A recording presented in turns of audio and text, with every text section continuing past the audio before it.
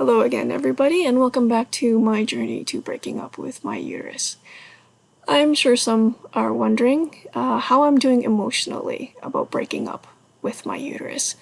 Am I going to feel that sense of loss? And I know I don't want to make light of it that that I'm going to be okay with it, because I do know that for a lot of women it is traumatic, and because they didn't choose for a hysterectomy, it was a necessity, and I do feel for women who have to go through a hysterectomy for medical reasons, one way or another, that this was not their first choice. I do sympathize. For me though, I broke up with my uterus emotionally many years ago.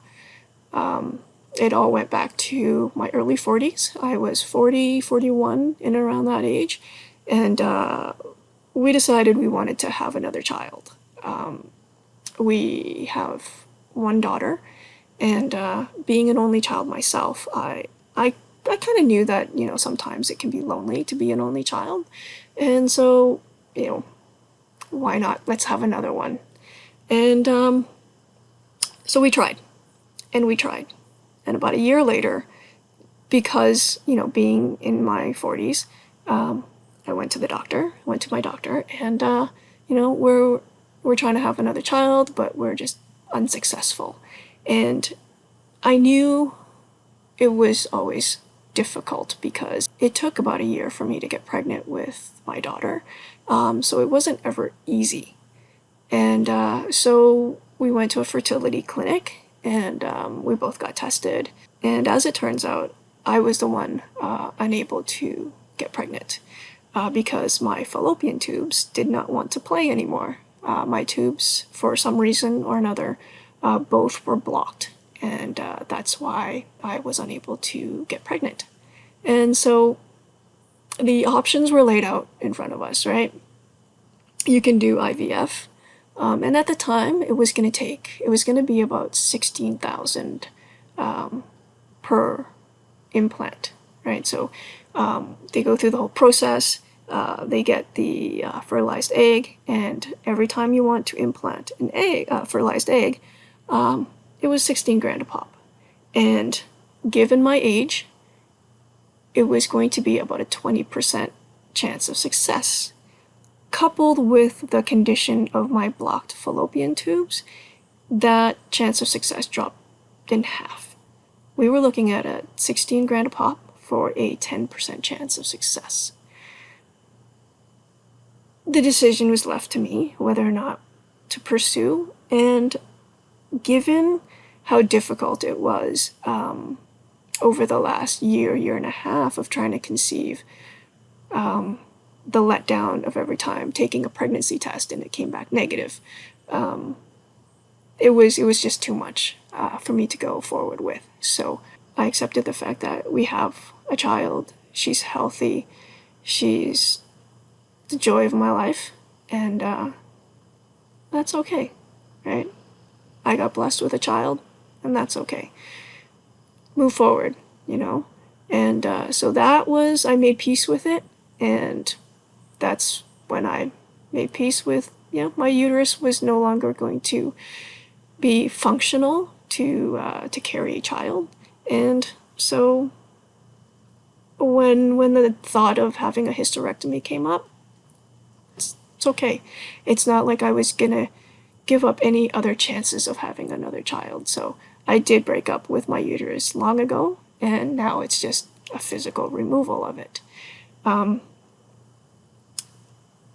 This does tie into the overarching theme that I have, in that we don't talk about this stuff. We don't talk about fertility issues, whether it's because it's deemed private, personal, or is there shame attached to being infertile?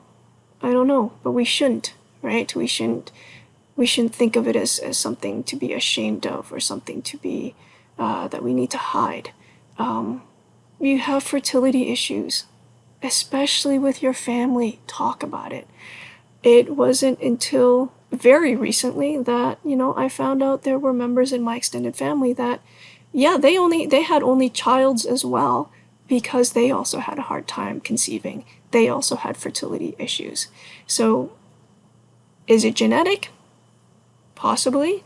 I'm not a doctor. I'm not gonna say yes, it absolutely is. But knowing that family have had issues, probably would have prepared myself better to maybe have gone to the doctor sooner, or to have that insight. Because honestly, when I was told, yeah, your tubes are blocked, it was a shocking piece of news for me. What do you mean my tubes are blocked? How could that happen, right? They couldn't tell me how or why, so I'm not going to say it's genetic or anything, but I do know there is a history of infertility and difficulty with conceiving in my family, which would have been really helpful to have known. And not just that, but just to be able to sit and talk about it together and share in that loss, right? And it is a loss, to know that you either cannot have any children at all, or that you can't have more children that you wanted. It would have been nice and helpful to have that support structure, but we don't talk about it enough, and so we, again, that whole suffer in silence or suffer needlessly. But most of all, this suffering in silence, it doesn't have to happen. We need to open that door to talk about it some more. So here's to hoping this opens the door for more people to talk about it. Moms, daughters, sisters, uncles, aunts, dads, yes, talk about it. It's nothing to be ashamed about, but something to talk about and share. And maybe share in your grief, share in lessons learned, share in, you know what, our family has a history. Go see a doctor sooner rather than later before it's too late. Okay? So talk about it. That's all I ask. All right, until next time, take care.